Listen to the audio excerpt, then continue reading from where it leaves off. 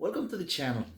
Um, so it's believed that if you ever travel to the Philippines and you never go to Dumaguete, let's say you go to Cebu City, you go to Manila, you go to Mindanao, you go to Angeles City, you go to all these beautiful places, that you know tourists when tourists comes or expats, uh, you know, trying to find the best place to live in the Philippines come to, or just casual visitors that comes for a couple of weeks or for a month, and just to enjoy the weather or the resort areas of the Philippines. And it's believed to say, and for I'm sure of that too, that if people don't go to Dumaguete, it's like you have never been to the Philippines. Let's say you just come to Manila or the other places that I just mentioned, it's like you've never been to the Philippines. So this is one of the reasons that Dumaguete is the social experiment for expats and foreigners. And this video is about that. How Dumaguete has become the focal point. It's like a scientist making an experiments to discover something new, to discover the cure for cancer, or to discover, when they did the clone. Remember the clone, the first time they cloned sheeps, and uh, so that's one of the ideas of making an experiment, right? To discover something new for humanity. This is Dumaguete, a social experiment for expats and foreigners. And these are the reasons that I'm going to talk about now. The first thing about Dumaguete is that is a small, uh, like a college town type, and like you can find anywhere small town USA. This could be in Virginia, Tennessee, let's say Charlottesville, Lynchburg, Roanoke, Virginia, or this could be Tallahassee, nearby in Florida, Central Florida, those small towns that looks like very much beach town, but they're also college towns there, or here on Texas, like, right? It could be Dumaguete is just 150,000 people, but almost 50, it's believed that at least 10 or 15% of the population, nobody's know for certain exactly how many expats lives there, but uh, the calculation is like around 15 to 20,000 people, expats who live there. Foreigners who not just, that's the reason I'm putting this, on the side. The people who come to just visit for a few days, for a few weeks, coming to, find out what the Philippines is all about, or to enjoy the resort, or looking for something else, like people who go to Angeles City, if you know what I mean, looking for something else, which is not like a settle down, not like a woman, like a wife, but Dumaguete is a combination of all of this. Dumaguete, with 150,000 people, like I said before, with almost 20,000 expats who call home Dumaguete City, it's a social experiment for expats, because and this is one of the main reasons, is that it has all of it, basically. It has what I said before about Angeles City. It has that nightlife that Angeles City has, but not the fame or reputation that Angeles City have, right? The Angeles City has a reputation of being, having Red Street, that, like I said before, this is the different type of tourism that goes to Angeles City. People who go to Angeles City basically for a few days, weeks, and they come, just to enjoy and just go home. They just leave. But so Angeles City is more, it's like a small Las Vegas, and uh, Las Vegas, Nevada, right? Sin City, the famous Sin City, and very much well known in the whole planet. Uh, so Angeles City is a small Las Vegas, but in the Philippines. Everything about casino, well, they call it Sin City for something, right? Nightlife, all kinds of, sin behavior, prostitution. Let's call it what it is. So that's what Angeles City very much is well known. I'm not saying everything is bad. All I'm saying is that the reputation, that the big name for Angeles City, that is very well known through all Asia and America and Europe, is because of that nightlife, Red Street, almost 24 hours a day, which is very much like Las Vegas. And now Dumaguete has a little bit of like Angeles City. It has a little bit of Las Vegas, Nevada, a little bit of New York, a little bit of like let's say like a small college town, religious type, from a southern belt city, because there are churches in Dumaguete too. There are Pentecostal churches, there are Baptist churches, but most of the, of course, churches in is Catholic church. Remember, let's remember that Philippines is 90% Catholic, or a little over 90%. So there are plenty of churches. Many people are very religious and don't, but it has a little bit of everything, and a little bit like of Miami, the sun, the sun city, sunshine city, what they call Miami, right? Um, Very much warm, humid. I mean, it has combination of a tropical weather of the Caribbean also, humid, right? So it has very much a little bit of everything, even the celebrity type of LA, because there, who makes the celebrities? Let's talk about this. Is not Hollywood, of course. Dumaguete is a small city, but it has that hype, that vibe of so many YouTubers, and scammers. There are YouTubers who are scammers, and scammers who are YouTubers. At a point where, if there is a big national conference of YouTubers or scammers, I mean, it could be the main point. They'll choose, the organizer will choose the summit or conference, a national conference like Amoy type, like a big huge conference of YouTubers in the Philippines. It's not going to be Manila. It's not going to be Dumaguete. It's not going to be Cebu, Angeles, or Mindanao, or any other Makati or BGC. In the middle of that famous district in the middle of Manila. But it's going to be Dumaguete because it has, like I said before, it has it's that mixture of everything that you can find in a big city, small town like a provincial kind of city, like a college town city, like a beach town, like that type of like a resort, some type of. So there is a mixture of everything. So it has become that like Mecca, that point that you can't miss it. You can miss Cebu City if you go to the Philippines, but you cannot. You cannot afford to miss Dumaguete, where everything goes on. I mean, everything meaning like all these feuds among YouTubers, among expats, among different kind of expats. It could be British, Australian expats. There's so much rivalry in Dumaguete among expats that even some people like it. I mean, some people, enjoy it, I guess, in YouTube channels. And it goes on publicly in YouTube channels, YouTubers from the British, from the United Kingdom, others from other parts of Europe, others are from Asia. I mean, there's so many people giving opinions and like a little feud going on, about what everybody's doing there. And of course, I mean, you have sometimes you get in Dumaguete the good and the bad of both worlds. I mean, when I say both worlds, it's the Western world, the good and the bad, a little bit of good and a little bit of bad of the Western society, which I mean, anybody can go there. And also you get good and bad of the Eastern, Southeastern society. I mean, with the Asian society, of course, because nothing is everything perfect. So this mixture of things, I mean, that how people act and behave, like I know, sometimes you get bad expats. I mean, behaving very badly at bars and at karaoke places. I mean, having feud with neighbors, with the Filipino neighbors, even among expats. There are so many feuds going on about business deal gone bad, or about what how they can find the right person, like so many opinions or so many YouTubers experts in Dumaguete. So it's so confusing for many experts who want to really come to the Philippines. I mean, they're confusion in a way that some people paint Dumaguete or the Philippines to be this way, but from Dumaguete, never moved from the place, never traveled to the provinces, never traveled to the whole Philippines. Some of them do. I'm not blaming everybody. I'm not saying all YouTubers are bad, but if you get your information from YouTube who never moved from Dumaguete, or another one who never moved from Manila. I mean, there's a guy who broadcasts, who's a YouTuber who always just from BGC. I mean, he never leaves BGC. I'm not gonna name names today, but never leaves BGC.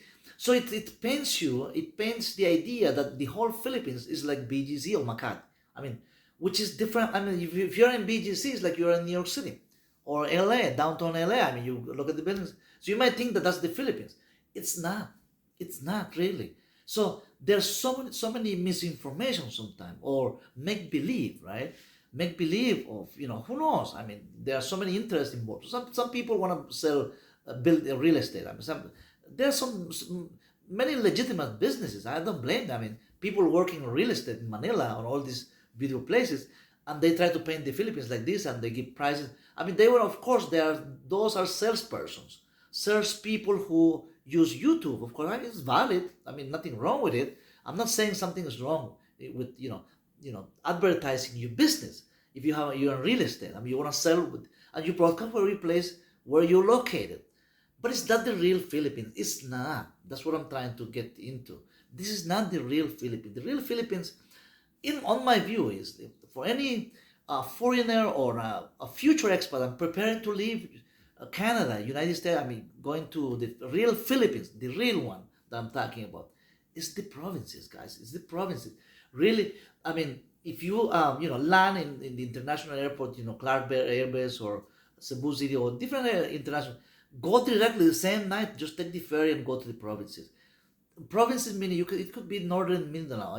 Not Mindanao is not everything bad. I mean, southern Mindanao is a little dangerous, but you can go to so many. There's 7,000 over 7,000 islands, and you can really, in a small place, in a small town, medium-sized town, 20,000 people population or 50,000 people. There's so many Negros Oriental. Negros Oriental is not just Dumaguete. Dumaguete is located in that province, of course, and Angeles City in the other, nearby province. But you can go to a different province in which you ended up in. You can just pick a small town. There's so many small towns of 50,000 population, 50,000 people, where you learn the real culture of what the Philippines is about. Meeting your neighbor. I mean, you can. I mean, in Manila, of course, you eventually you may end up.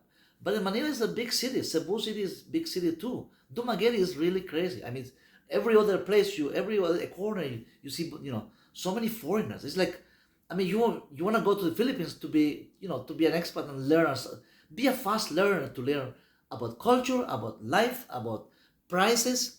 What else can you learn more about real prices if you go to in a small town, in which what people are eating, what people even like groceries, what is the local culture or local food like. That's how you compare prices, even rent. There's a guy who the other day was saying he was renting for $80 for a one-bedroom apartment in a small, very small town, way away from these big cities, which is and it's believable. It's not like it's not like unusual. Not just one that testimony one that this guy was telling us, but there's so many other places. So now you start comparing prices. You start learning about the culture, learning how the internet works, the signal of internet, prices of rice. I mean, things that people more usually the dish that is very popular in the Philippines, like rice noodle. I mean, other dishes. That's what you learn in the provinces, a small town life in provinces. Um, of course, much of that is the custom about laws. It's easier for you learn in places like Dumaguete or Cebu City. Next days, if you don't know culture very well, the custom and the laws of the Philippines, just like some these foreigners, I mean, like that I ended up, getting in trouble, right? Vitali and other many, Johnny Somali, I mean, the other YouTubers getting in trouble in big cities. I mean, they're doing pranks in a small city. There's no way you go very humble. I mean, you try to in a small town, provincial town, you try to get to know the neighbor, and not just the nightlife. Even in some places there are only 2 or 3 restaurants, maybe a karaoke bar. There are not too many places to go to. Nothing wrong with that. You can spend some time there. I mean, spend a month, couple of months to learn how how Filipino people act among themselves too. How they treat each other, not just treating you as a foreigner or as as an expat, but how do they treat each other? What are the morals of what does really means that the Filipino family or the Filipino people are family oriented. Let's get into the real meaning, what family oriented means. When there is an agency, like a dating agency, there are so many now. I mean, dating agencies and like a dating websites, but dating agencies who they act like, their job is to put together, connect, a foreigner with a Filipina, like most likely a wealthy foreigner, people who can pay for those services. There's so many agencies that are involved, but now these agencies, these girls, I mean, they parade like like a fashion show type events in which they meet like a it looks like a meat market to me. I mean, you see the foreigners, all this like a middle-aged 50, 60. I'm nothing wrong with that. They're looking, for a wife, of course, but they're sitting on tables, and these girls like coming walking by, like a fashion show type, like a pasarela going, walking, and they're talking like there's, telling who they are. I mean, nothing wrong with that. I'm not blaming. I mean, they have the right, of course, to look for that second opportunity in life too. Some of them are single mom. Nothing wrong with that. I'm not criticizing that. All I'm saying is like, um, these agencies, mostly done, in big cities. This, to attract foreigners, which is, it's okay, but if it's well, I mean, if it's done correctly, respecting the moral values of the Philippines, the family-oriented type, and these girls, most of them, almost 100% of them, they say, well, they identify themselves as very much family-oriented. That they're very clear they're looking for a husband, and the future husband. Sometimes, in these events, they're sitting on different like 20 tables, and of course they want to pick the best possible. They want to pick the best match. Of course, it's like a meet and greet type of events. Meet and greet type events organized by the dating agencies. I don't blame. It's a legitimate business. All I'm trying to say here is that in the provinces where you don't need like a dating agency in a small town, 50,000 town or village, you know, there are churches. There are there are other ways you can meet people too. It's not just bar. I mean, you can meet at a sport event. I mean, different sports events, at a fishing trip. I mean, meeting family. I mean, meeting neighbors. Sometimes, I mean, there are so many ways to meet that right Filipina that you want. So how you can? I mean, if you stay away from Dumaguete the first 2 months, stay away, or even Cebu, but more Dumaguete. That's a meeting place. People just directly, apparently, there's like something, so much attraction for foreigners to land directly to Dumaguete. I mean, right there, and spend months there. I mean, who knows, years sometimes. And mostly they believe that that's the Philippines. But the real Philippines, like I said before, Dumaguete has little bit, little bit of Las Vegas, little of New York, the rush hour of New York. I mean, try to drive 495, or Northern Parkway in Nassau County, New York. I mean, the New York City area, Westchester County, all these areas. I mean, that's Dumaguete sometimes. Some part of Dumaguete is crazy. Rush hour 7, 8 in the morning, or 4 or 5 in the afternoon. On small city, you don't get that. So you're getting what? You come, from New York or from Vancouver, Canada, or Ontario, LA, and you ended up in Dumaguete or Manila. You just come from one big city to another one. What if you have road rage? I mean, you are fed up and sick of driving from work to home, and in LA. I mean, like I said, in New York City, or in Miami. I mean, I mean, you come to like places Dumaguete. The rush hour is crazy too. Traffic is crazy. So you coming from like the syntax. I mean, to recharge. I mean, to find peace. You don't want to come to the rush hour of Dumaguete. You want to come to a very small town, a small area. Even if there's not too much traffic, barely there may be three, stoplights. I mean, few stoplights, in which basically you can even walk and this place to go anywhere. Besides, if you have at least where to shop. I mean, a grocery store or even a mall. This small town, they have malls too. They have places where you can use groceries. At least but that's where you get the real Filipino life. You see families going to church, families going to the mall, different or girls. I mean, for people who are single, of course, you know, you can meet impromptu. You can be like a fishing trip, even a place where places that where you at the pharmacy, at the mall, at the restaurant. These places has restaurants too, not just the big city of Manila, Dumaguete, like I mentioned before. So knowing that, with these few tips that I'm giving you today, basically, um, Dumaguete is like a toxic. It has become a toxic in a way. I don't want to say. I don't want to. I don't want to be negative of this, uh, but I wanted to have to say that there's some toxicity. I mean, there's some toxic vibe coming in. There's so many complaints about, people, expats who has come to Dumaguete and left, and or moved to a different province. There are some expats who came and they get into situation with other expats. I mean, think about that. I mean, like I said before, it attracts so many people from so many background of life, so many walks of life.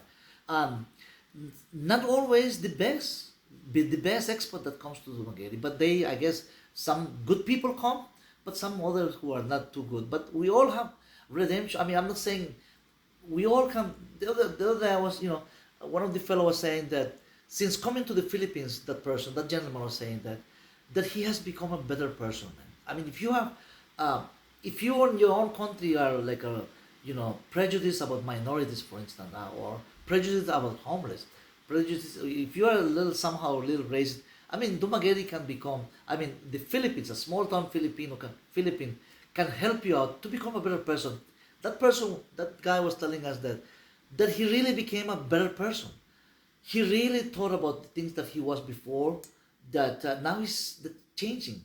I mean, we all change, even in different stages of life. We all, when we live a new life in a new country like the Philippines, we uh, it's like a new life, a new beginning. A new beginning could mean that you leave everything bad behind you. It's like you repent yourself when you come to Jesus Christ. Repent yourself. Think, let everything bad behind you and just come to a new person. You are a born again Christian. Like, it's in a way, it's like a spiritual awakening when you go to the Philippines, in which or you can even get worse than you are in your own home country, in which you had, if you beat your wife, if you are, had domestic issue with your ex-wife, most likely you're gonna become worse in the Philippines, perhaps. If you are getting into a bar fight at a bar, at the karaoke, or whatever, you become just. I mean, it's not gonna. Philippines is not gonna fix you, but you have the opportunity. We all have the opportunity to become a better person. So that's the key. In this video, I wanted to, to just to imply that, and to give you a little this, share this. If you thought, hopefully somebody will help. I mean, at least if I can, with this thought, it could be a reflection for at least one or couple of you. I'll be, my mission accomplished. So thanks for watching this video. Better go to the province, small province town, a population of 25 to 30,000 people, where almost nothing happening, nightlife, but meet the real people in the Philippines, the essence, the DNA, the real DNA. Dumaguete has become so toxic. I mean, so mix of people. Even Dumagueteans, I mean, Filipino people who live in Dumaguete, they talk like New Yorkers. Recently, I was watching one of these guys. I mean, they talk like in LA. I mean, because they get the accent from Americans there. They talk like little with the British accent, which is not the English Filipino, right? I mean, nothing wrong with that. It's beautiful. I mean, the way Philippines talk, I mean, have conversation in English. But the accent is like, it sounds to me like a little, some Filipino in Dumaguete, like a little British accent or New York accent, like, or southern accent. Think about southern of the United States, with very much, so it's they get it from so many foreigners. I mean, walking by in Dumaguete, that people, even local people, talk their English like a guy from New York. I mean, nothing wrong with that. It's good. I mean, it's okay, but there's so much influence.